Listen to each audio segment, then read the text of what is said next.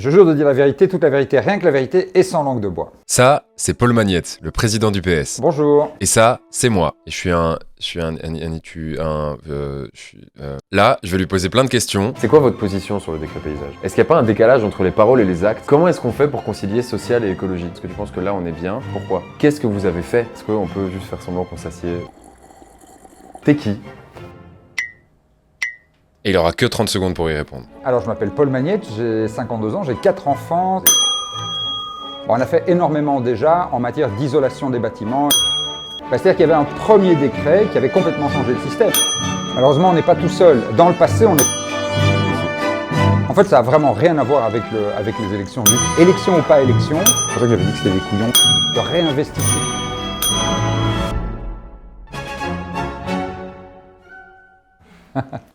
Bienvenue dans Sans langue de bois, l'interview où je pose des questions à tous les politiques et ils doivent répondre en 30 secondes. Aujourd'hui, je suis avec Paul Magnette. Paul, bonjour. Bonjour. Est-ce qu'on peut se tutoyer? Bien sûr. Super.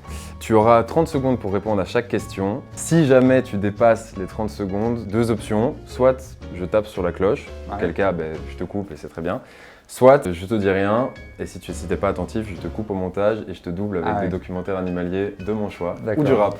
C'est moi qui choisis, donc ça c'est... Soit j'ai un joker. Si jamais 30 secondes c'est pas assez, tu as deux jokers qui sont là. Il suffit de le brandir et tu auras 1 minute de temps de parole. Ici, le but, c'est vraiment un peu de vous présenter du coup Paul, de vous présenter le PS et de vous permettre de faire votre choix le 9 juin pour savoir pour qui voter. On va le faire avec tous les présidents et la présidente de parti du paysage politique belge francophone. Donc voilà, on va commencer avec le Parti Socialiste. Je vais t'interroger sur 3 thématiques différentes. C'est mes abonnés Insta qui les ont choisis. Donc il y a l'environnement, les droits humains et la question de l'enseignement avec le décret paysage, forcément.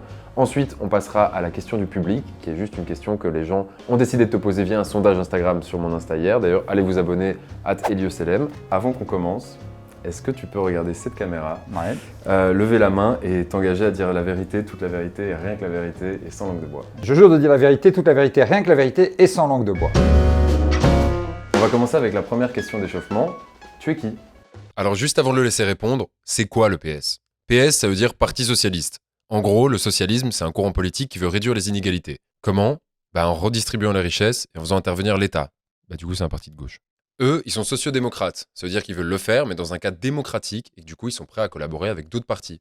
D'ailleurs, pour le moment, ils sont au gouvernement fédéral, au gouvernement bruxellois et au gouvernement wallon. Voilà. Alors, je m'appelle Paul Magnette, j'ai 52 ans, j'ai 4 enfants, 3 grands qui ont entre 20 et 26 et un plus petit de 10 ans.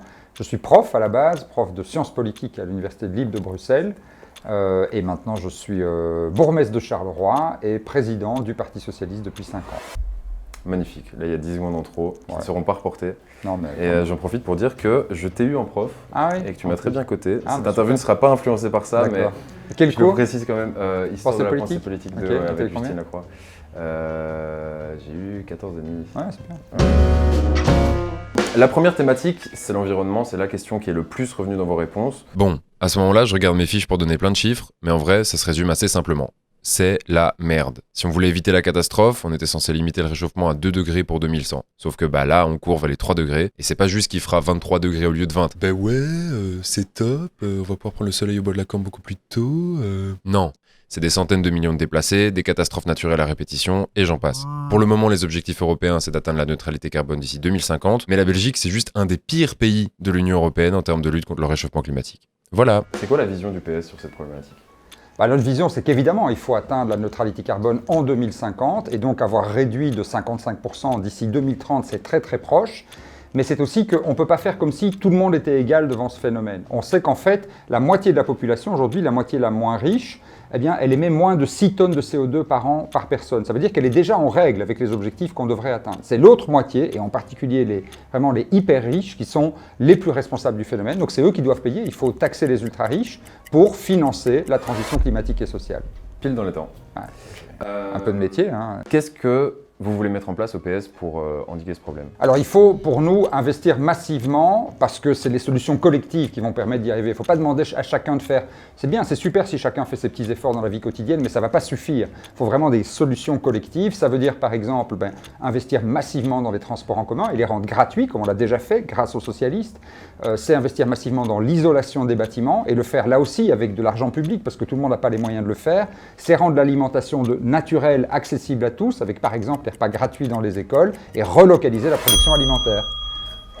Ce que tu disais, c'était un problème qui n'affecte pas tout le monde de la même manière. Vous revendiquez de l'écosocialisme, donc c'est un courant de pensée qui concilie lutte sociale et lutte contre le réchauffement climatique. Et pourtant, on l'a vu avec la crise agricole, par exemple, les agriculteurs sont dans des situations qui sont de plus en plus précaires et se plaignent souvent des mesures environnementales qui sont mises en place. Comment on fait pour concilier social et écologie ? Moi, je ne pense pas que les agriculteurs s'en plaignent tellement. J'en ai rencontré beaucoup et ils disent, vous savez, moi, ça ne m'amuse pas d'utiliser des pesticides, des engrais, ça coûte horriblement cher, c'est très mauvais pour la santé. Et comme agriculteur, j'ai envie de nourrir les gens avec des produits de qualité. Seulement, ils sont coincés dans un système. Et c'est ça le problème, c'est qu'on ne peut pas demander à chacun individuellement de changer si le système ne change pas. Donc, il faut changer, pour prendre l'exemple de l'agriculture, vraiment la manière dont les subsides de la politique agricole commune sont donnés en favorisant l'emploi et en favorisant l'emploi qui sert à réparer la nature et l'environnement. Vous êtes le Parti Socialiste est le premier parti en Wallonie depuis plus de 25 ans. Vous avez participé à presque tous les gouvernements régionaux depuis la création de la région. Qu'est-ce que vous avez fait des mesures que vous venez de me donner ?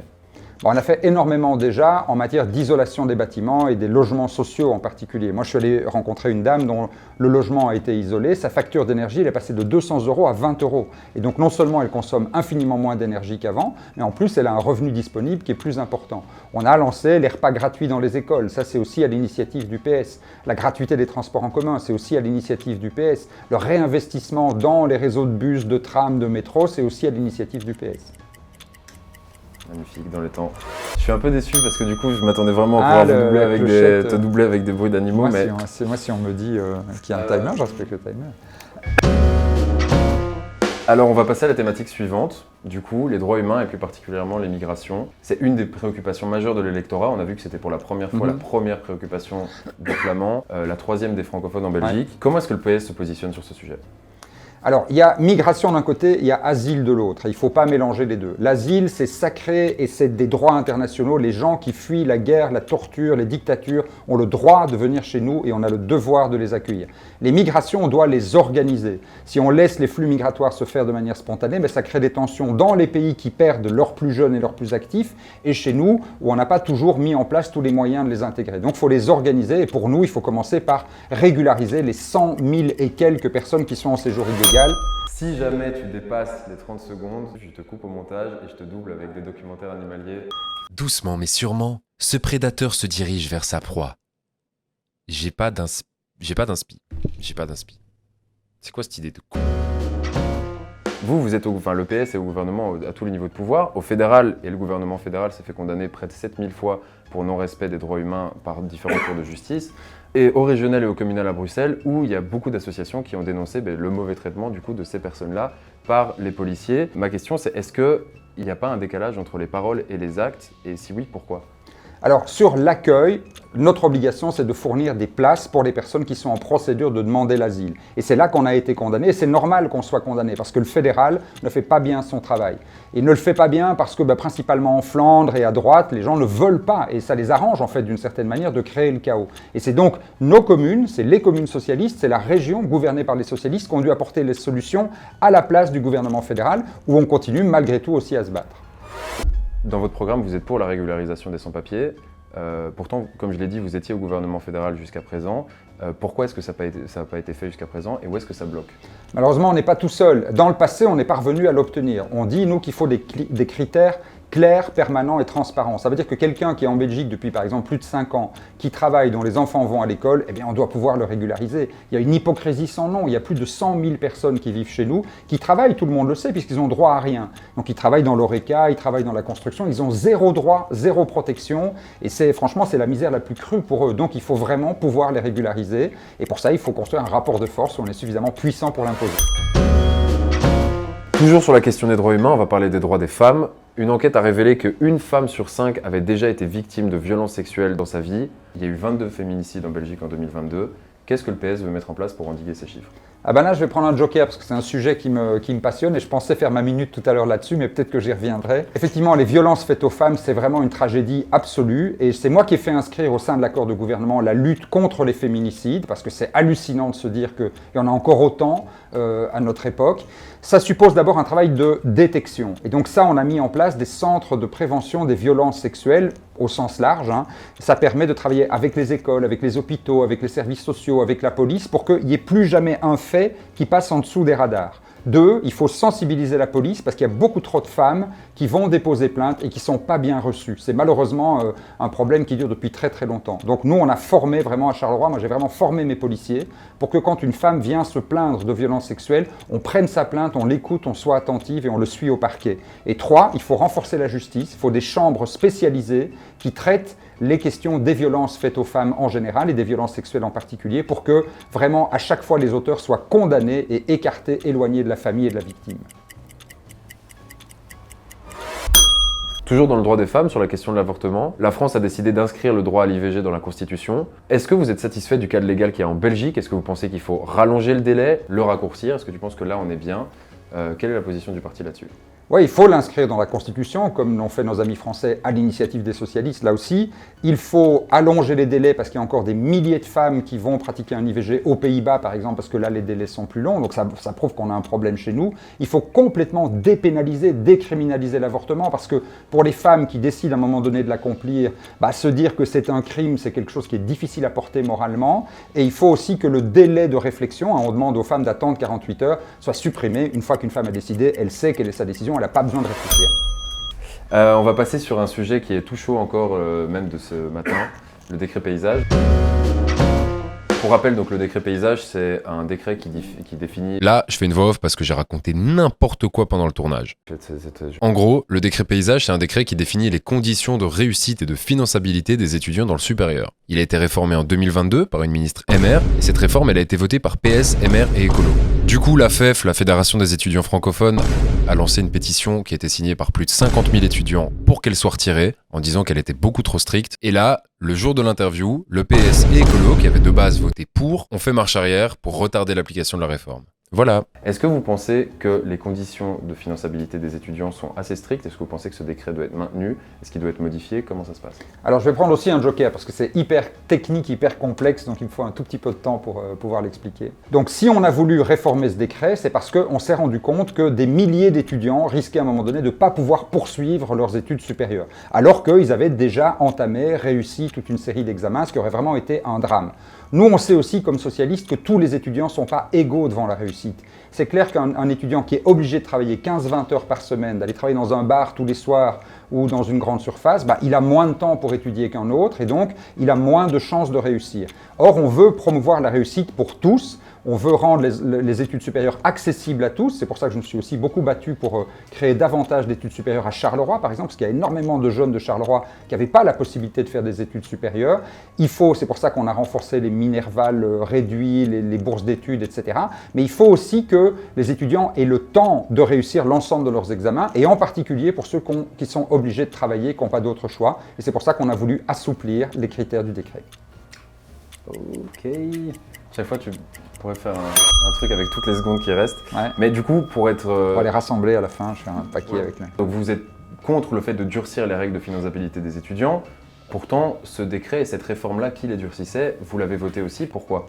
C'est-à-dire qu'il y avait un premier décret qui avait complètement changé le système. Moi, à mon époque, il fallait réussir tous les crédits sur une année. Il n'y avait pas de discussion. Donc c'était hyper rigide.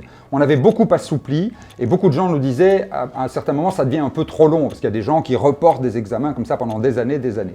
Donc on a essayé de trouver un juste milieu, mais on s'est aperçu que c'était en fait trop dur pour beaucoup d'étudiants. En plus, il y avait eu le Covid et beaucoup d'étudiants qui ont été confinés pendant leurs études secondaires et qui ont accumulé un peu de retard scolaire. Donc on a assoupli et il faudra remettre tout à plat sous la prochaine législature. Une question qui est beaucoup revenue par rapport à ce décret paysage, c'est que le timing paraît un peu particulier, étant donné qu'on est à moins de 2 mois des élections. Pourquoi est-ce qu'on attend maintenant pour faire changer les choses par rapport à ce décret ?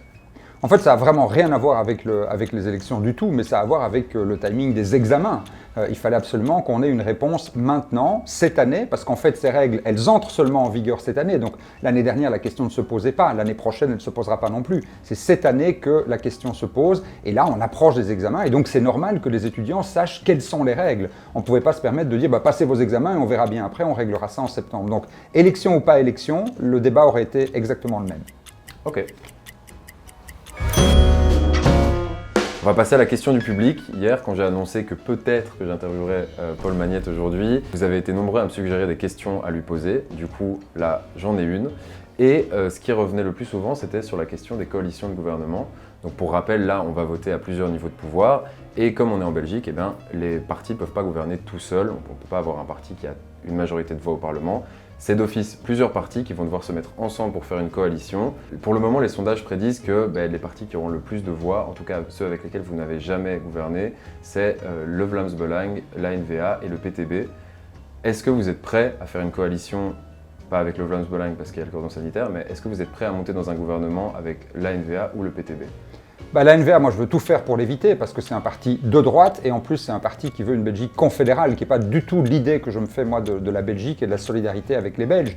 Et le PTB, malheureusement, il n'ira jamais au pouvoir. Je vous mets ma main à couper, ils n'iront pas, ils trouveront 36 000 prétextes parce qu'ils n'ont pas le courage, tout simplement. Ils voient bien que tous les partis d'extrême gauche qui sont allés au pouvoir ont tous disparu après quelques années parce qu'ils promettent monts et merveilles, mais dans le monde réel, c'est pas possible. Et donc ils restent un peu comme les gens qui sont sur le banc et qui disent à ceux qui sont sur le terrain comment ils doivent marquer.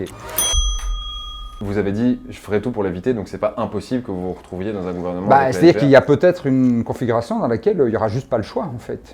À partir du moment où il y a 45 sièges qui sont neutralisés par le Vlaams Belang et le PTB, il n'y a peut-être plus aucune coalition possible sans l'ANVA. Et qu'est-ce qui reste de votre programme alors dans un accord avec un parti de droite ? C'est ça toute la bagarre qu'on doit mener à ce moment-là, mais c'est bien pour ça que la fragmentation et que toutes les voies qui vont vers les extrêmes posent un vrai problème, démocratique, parce que c'est un espèce de cercle vicieux.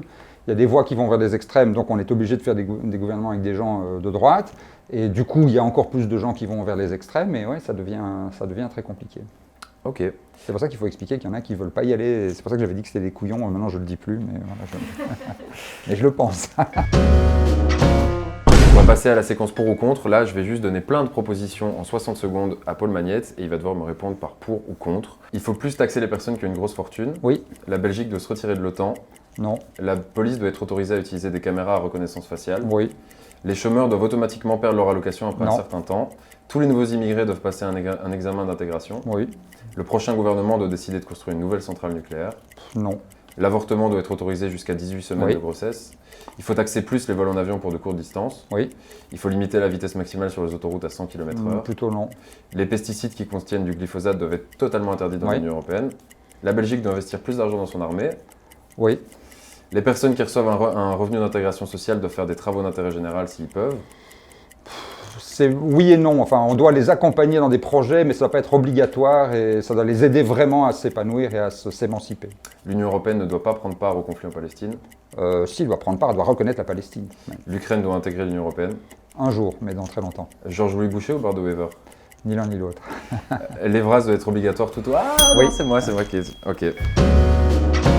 Il reste deux petites séquences, c'est la carte blanche. Donc là, Ouais. je vais te donner 1 minute où tu peux t'adresser directement aux abonnés en regardant cette caméra-là. Et puis on finira sur le mot de la fin. Moi, ma grande priorité, c'est l'égalité entre les femmes et les hommes, parce que je trouve vraiment qu'au XXIe siècle, il y a encore autant d'inégalités entre les femmes et les hommes, dans l'accès aux emplois, dans les salaires, du coup aussi dans les pensions, qu'il y ait encore tellement de harcèlement à l'encontre des femmes, que les femmes soient tellement victimes de violences sexuelles, qu'il y ait encore autant de féminicides. Franchement, au XXIe siècle, c'est vraiment très heurtant. Et donc, on doit en faire une politique, une vraie politique transversale. Moi, je rêve qu'il y ait non plus un petit secrétariat d'État à l'égalité des genres, mais un vrai grand ministère des droits des femmes, et pourquoi pas dans les mains du Premier ministre, et que toute décision qu'on prenne soit mesurée à l'aune de cette question. Est-ce que ça va réduire les inégalités entre les femmes et les hommes? Si ça ne réduit pas les inégalités entre les femmes et les hommes, c'est non. Ça doit toujours contribuer à réduire ces inégalités en termes de salaire, en termes d'emploi, en termes d'avantages dans la vie en général, et tenir compte aussi de réalités propres à la vie des femmes que les hommes ne connaissent pas, comme le congé menstruel, par exemple, pour les femmes qui en souffrent. 1 minute, c'est vraiment court. L'essentiel est dit. La toute dernière question, c'est le mot de la fin. Pourquoi voter pour le PS à ces élections en juin? Le PS, c'est le parti qui depuis toujours lutte contre toutes les formes d'inégalités, les inégalités sociales, les inégalités de genre, les inégalités d'origine. Et malheureusement, même si on a beaucoup progressé, des inégalités comme celle-là, il en reste beaucoup aujourd'hui. On est un parti qui prend ses responsabilités. Quand les Wallons, les Bruxellois nous font confiance, eh bien, on honore cette confiance. On va dans les gouvernements, on se bat, on augmente les pensions, les salaires, les basses allocations, on réduit, on augmente les droits des femmes, on lutte contre le racisme, bref, on tient nos engagements.